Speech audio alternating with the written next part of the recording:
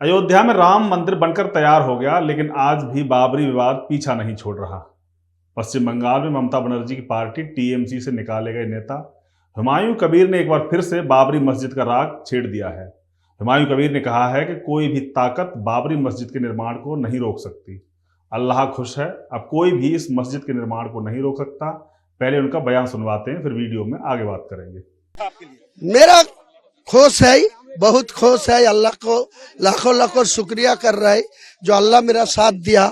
इतना आदमी, इतना आबादी मेरा साथ दिया, इसको शुक्रिया करते हैं। जो मेरा आदमी मेरा साथ देगा तो कोई हिम्मत नहीं होगा ये रोकने के लिए। ममता से लेके उत्तर प्रदेश हर जगह से विरोध। जो विरोध करने दीजिए, इंशाअल्लाह ये काम पूरा करेगी। 2 साल से पूरा बाबरी मस्जिद यहाँ स्ट्रक्चर कंप्लीट हो जाएगी। वैसे तो ममता जी के विरोध के पीछे कारण क्या है? पीछे कारण यही है को हिंदू लोगों को शुभेंदु अधिकारी हिंदू कर रहा है, सनातनी कर रहा है। वो मंदिर बना रहा है, वो दीघा से मंदिर बना रहा है, राजारहाट से दुर्गायन बना रहा है, बनाएगी। वो सब हक है। और मस्जिद बनाएगी कोई मुसलमान, इनको विरोध करेगी, इनको उखाड़ फेंकेगी।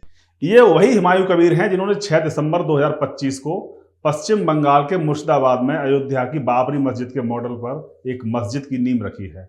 नींव रखने के दौरान कड़ी सुरक्षा के बीच भी 3 से 4 लाख लोग अपने समर्थन में जुटा लिए थे, लेकिन तब भी काफी बवाल हुआ। और अब एक बार फिर से हुमायूं कबीर ने बाबरी मस्जिद के लिए चैलेंज किया है।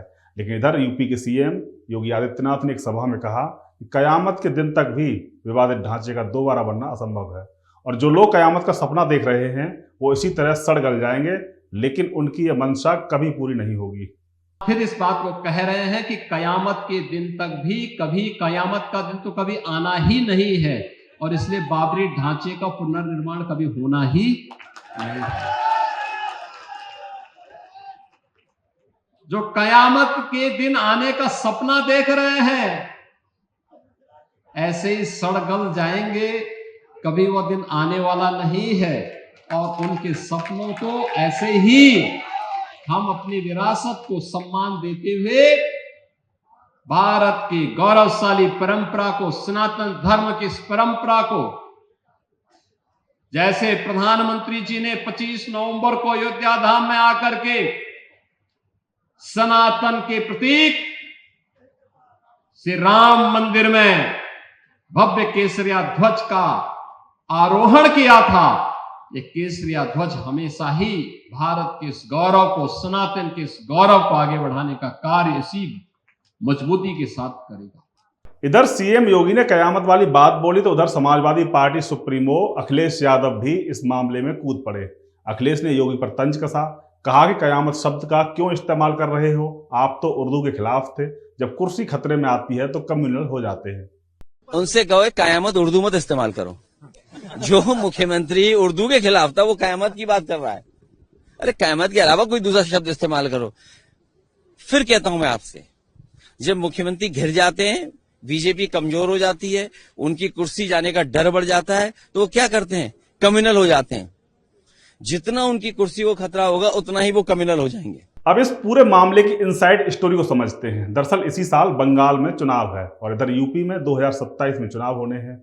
चुनाव की तैयारियां हैं, ऐसे में नेताओं को चाहिए मुद्दे। दोनों राज्यों के नेताओं के बयानों को एक बार समझ लेते हैं। शुरुआत करते हैं हुमायूं कबीर से। हुमायूं कबीर ने दावा किया है कि 11 फरवरी से बाबरी मस्जिद का निर्माण काम और औपचारिक रूप से शुरू हो जाएगा। करीब 1200 मौलाना, मुफ्ती और धर्मगुरु पवित्र कुरान की तिलावत करेंगे और इस तरह अयोध्या की तर्ज पर मुर्शिदाबाद में बाबरी बनकर तैयार हो जाएगी। पर सवाल खड़े करने वालों का कहना यह है कि बाबरी ही क्यों? देश दुनिया में तमाम मस्जिद हैं, किसी पर किसी को आपत्ति नहीं। रोज नई मस्जिद बनती हैं, किसी को कोई आपत्ति नहीं होती। इसलिए हुमायूं के मकसद पर शक होता है। कबीर का इरादा धार्मिक आस्था का कम, मुस्लिम समाज की सिंपैथी लेने का ज्यादा लगता है। लोगों का कहना यह है कि हुमायूं कबीर बाबरी मस्जिद के मुद्दे को जिंदा रखना चाहते हैं ताकि लोगों की सिंपैथी ली जा सके। वो सिर्फ मस्जिद की बात नहीं कर रहे हैं, बाबरी की बात कर रहे हैं। टीएमसी से निकाले जा चुके हैं, नई पार्टी बनाई है, वोट की चाहत है तो बाबरी का राग अलाप रहे हैं। तृणमूल कांग्रेस का एक प्लान बी है, ये बी टीम है तृणमूल कांग्रेस का। हुमायूं कबीर तृणमूल है, तृणमूल ही हुमायूं कबीर है।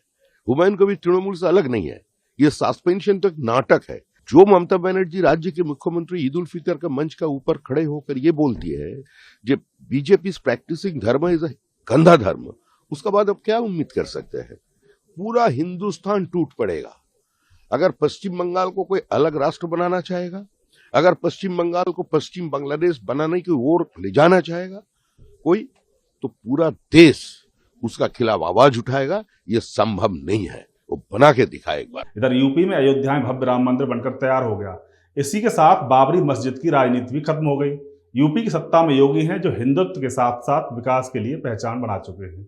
ऐसे में योगी आदित्यनाथ के बयान का संकेत ये है कि अब बाबरी का सपना देखने वालों के सपने कभी पूरे नहीं होने वाले।